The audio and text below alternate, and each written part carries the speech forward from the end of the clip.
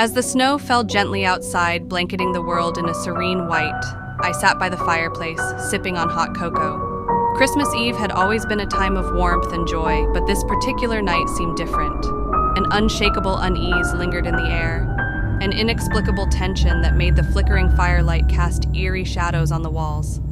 I couldn't shake the feeling that something was off.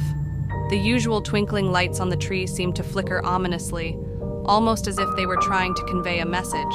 My dog, usually jovial and playful, was unusually subdued, his gaze fixed on the hallway as if he sensed an unwelcome presence.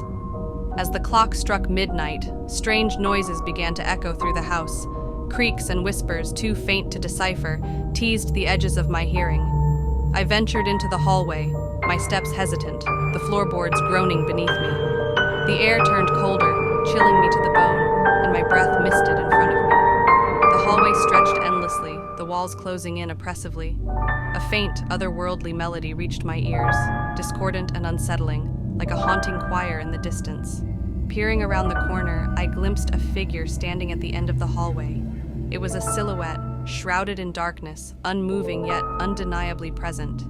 Dread clenched my heart, every instinct screaming at me to flee, but I found myself unable to move. The figure seemed to glide toward me, each step deliberate and haunting. I could make out details now, an old-fashioned dress, tattered and stained, and long, gnarled fingers that seemed to stretch unnaturally. My pulse quickened, and a cold sweat broke across my brow. Was this a ghost of Christmas past, a lost soul seeking something from the living? I felt a presence, a yearning, an agony that emanated from the figure, wrapping around me like a suffocating shroud. I closed my eyes, hoping it was a terrible dream, a figment of an overactive imagination on this ominous night. But as I opened them, the figure stood inches away, its face obscured by darkness.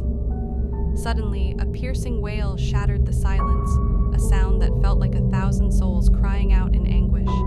It reverberated through the house, rattling the windows and sending shivers down my spine. And then, as quickly as it had appeared, the figure dissipated, leaving me standing there, shaken and bewildered.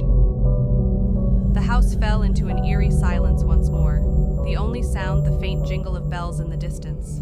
I returned to the warmth of the fireplace, but the chill in the air lingered, a reminder of the inexplicable horror I had just witnessed, questioning if it was a twisted Christmas spirit or a harbinger of something darker lurking in the night.